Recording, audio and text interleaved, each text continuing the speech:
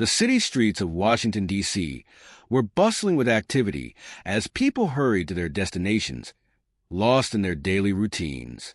Among them was a man who stood on the corner of a busy street, dressed in ragged clothes, his face weathered and worn from years of hardship. His name was George, and life had not been kind to him. Homeless and forgotten, he spent most days on the corner, hoping for a little kindness, a few coins, or perhaps a sign that someone still cared. It was a typical afternoon when a motorcade pulled up near George's usual spot. The sound of the vehicles drew a crowd of curious onlookers, but it was a man stepping out of the black SUV that truly captured everyone's attention. Donald Trump, the former president of the United States, emerged from the car with his usual confident stride, surrounded by his security team. He was a man who commanded attention, a figure known for his wealth, influence, and larger-than-life personality. But today, he was about to do something that no one expected. The crowd stood still, some people whispering in disbelief.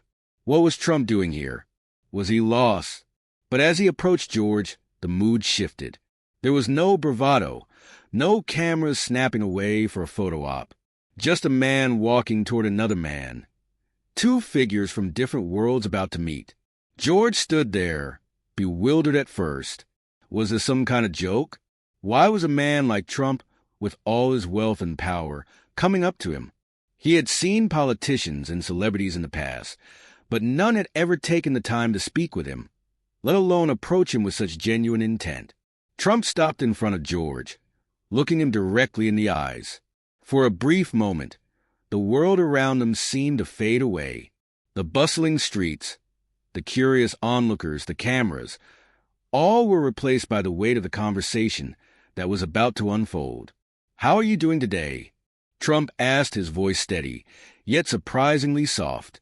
The words seemed out of place, coming from a man who had often been described as harsh and unyielding. But there was something different about this encounter. George looked up at Trump, unsure of how to respond. Was he being pranked? Was this real? I'm surviving," George said, his voice shaky. "It's been tough." Trump nodded, not as if offering sympathy, but as if he understood. "Life's tough for many people, George," Trump said, his tone thoughtful. "But it's about how you fight through it. I've seen a lot of people struggle, but they fight. You can always fight." The crowd around them was silent now, their attention fully fixed on the two men. This was no ordinary conversation. George, for the first time in years, felt like he mattered.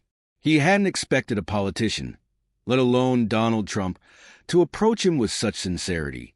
"You've got a lot of fight in you. I can see that," Trump continued, his eyes never leaving George's. "But you don't have to do it alone. There's always help out there if you're willing to take it." George swallowed hard, his throat tightening. He had always felt like he was invisible to the world, cast aside like so many others on the streets. But here was this man, offering him something that George hadn't heard in a long time. Hope. "Would you like to change your life, George?" Trump asked, his question cutting through the silence. "Would you be willing to fight for something better?" George nodded slowly, not fully understanding where this was going, but feeling the weight of Trump's words. He had nothing left to lose. "I would," he whispered. Trump smiled, then motioned to his team. "Get this man some help," he ordered. The onlookers, one skeptical and unsure of what was happening, began to stir. Some smiled, others still unsure of what to make of it all. Within moments, Trump's team had made arrangements for George to get the help he needed. He would be taken to a shelter, where he could receive medical attention, food, and support to get his life back on track. Trump didn't stop there. He pledged financial support to a local organization dedicated to helping homeless people find work and housing, giving George and countless others the chance to rebuild their lives. As Trump turned to leave, he paused and looked back at George. "You don't have to be stuck in this life," he said. "You have the power to turn things around." The crowd, now fully engaged, erupted into applause. George, overwhelmed by the kindness and the unexpected turn his day had taken, stood there, tears welling in his eyes. "Thank you, Mr. Trump," George whispered, his voice trembling with gratitude. "Thank you for giving me a chance." And with that, Donald Trump got back into his SUV and drove away, leaving behind a crowd of stunned onlookers and one man whose life had just been changed in an instant. The days following that unforgettable encounter with Donald Trump felt surreal to George. For the first time in years, he had hope. He had been handed a lifeline, one that he had never expected, especially not from a man like Trump, whose name had often been associated with the elite. But in that moment, George saw something different in him. A man who saw potential in others, even when they couldn't see it themselves. George arrived at the shelter, a place that felt almost like a dream. It wasn't just the physical warmth of the building that struck him. It was the sense of possibility. There were other people there, some of them in a similar situation to his, but there was something in their eyes that told George they were on the path to change. The shelter staff were kind, patient, and most importantly, hopeful. They treated George not as a burden, but as someone who had value, and that made all the difference. Each day at the shelter brought small but significant changes. George received a warm bed to sleep in, meals that filled him up, and most importantly, the emotional support he had been starving for. He met with counselors who helped him address the deeper scars of his past. He began therapy, learning how to confront his struggles with addiction and the trauma that had led him to homelessness in the first place. The money that Donald Trump had promised flowed into the local organization dedicated to helping people like George, giving them access to resources that had once been out of reach. The organization set up job training programs, and George was soon enrolled in one. His past life seemed like a distant memory, overshadowed by the new path he was beginning to forge. A few weeks later, George found himself sitting in an office at a local business, nervously clutching his resume. He had never thought he would be in this position again, let alone in a position to apply for a real job. But here he was, clean, sober, and determined. The interviewer, a middle-aged man named Mr. Hawkins, looked at George with a mixture of curiosity and skepticism. "You've come a long way, George," Mr. Hawkins said, glancing over his resume. "I have to admit, I wasn't sure what to expect, but you've made some impressive changes." George took a deep breath, the weight of the moment hitting him. "I've been given a chance. I'm not going to waste it," he said, his voice steady. "I've learned a lot in the past few weeks, and I'm ready to work. To prove myself." Mr. Hawkins nodded, clearly moved by George's sincerity. "Well, we're in need of someone who's committed. How about we start you on a trial basis and see how you do?" George smiled for the first time in a long while. "Thank you. I won't let you down." As he walked out of the office later that day with a new job offer in hand, George felt a wave of gratitude wash over him. He was no longer the man who had wandered the streets, begging for scraps. He was a man with a future, his future, and he was determined to make the most of it. But the story didn't end there. As George settled into his new routine, his story began to inspire others.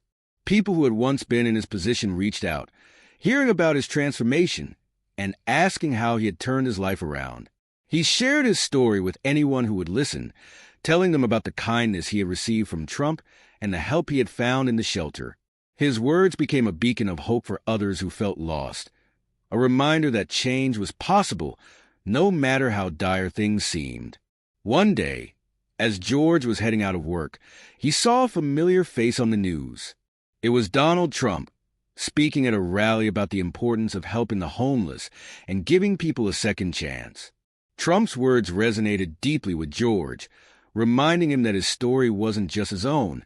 It was part of a larger movement, a movement of hope and compassion. That evening after work, George sat down and wrote a letter. It was a letter to Donald Trump, expressing his gratitude for the chance he had been given and the impact Trump's actions had on his life. It wasn't just about the financial help. It was about the belief Trump had shown in him when no one else would. George wrote from the heart, telling Trump that his kindness had saved him and that he was determined to help others the way he had been helped. A few weeks later, George received a letter in return. It was from Donald Trump's office, thanking him for his words and encouraging him to continue his journey. Trump also mentioned that he had heard about the work George was doing, inspiring others, and that he was proud of how far George had come. The letter meant more to George than anything else. It was a validation of his efforts, a reminder that the people who made a difference didn't always have to be famous. Sometimes, it was just someone who saw the potential in you when you couldn't see it in yourself. As George stood on the steps of the shelter one evening, looking out at the city skyline, he realized something. His life had changed, not because of luck, not because of chance, but because someone had taken the time to notice him. Someone had believed in him when no one else would. And that was the moment George knew. No matter where life had taken him, no matter how far he had fallen, he was now part of a bigger story, one that was still being written. Months passed, and George's transformation continued to unfold. With each passing day, he grew stronger, more confident, and more driven. His job at the local business became more than just a paycheck. It was a symbol of his resilience. The people around him noticed his positive attitude, his determination, and his genuine kindness. George had found his place in the world again, and it was a place he never thought he'd reach. But despite his newfound stability, he never forgot where he had come from. He continued to visit the shelter that had saved him, helping others who were in the same position he had been in not so long ago. His story was one of inspiration, and he made sure that others knew it was possible to rise above their circumstances. One chilly morning, George received an invitation that left him speechless. It was an invitation to attend a national event, a gathering of people from all walks of life, organized by none other than Donald Trump himself. The event was dedicated to celebrating the stories of individuals who had overcome adversity, and George had been chosen to represent the many faces of hope and change. When the day of the event arrived, George couldn't help but feel a surge of pride. He walked into the grand hall, surrounded by people who had also overcome tremendous challenges.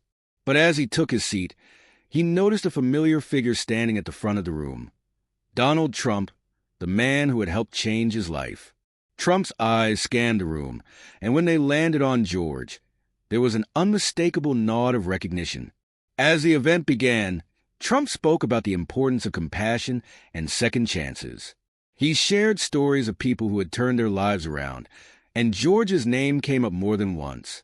His story had become a beacon of what was possible when people were given the resources, support, and encouragement they needed to succeed.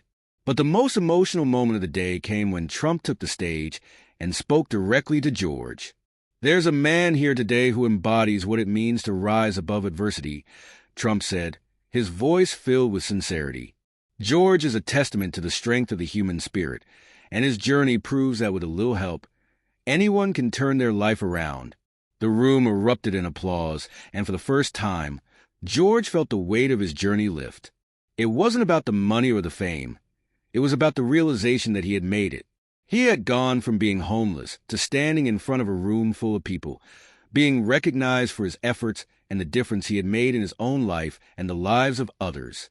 After the event, George approached Trump, his heart racing with gratitude. He thanked him for everything, for the second chance, for believing in him when he had nothing to offer in return. Trump smiled and shook his hand firmly. "I didn't do it for the recognition, George," Trump said. "I did it because I saw the potential in you. You're the one who made the choice to change your life. That's the real victory."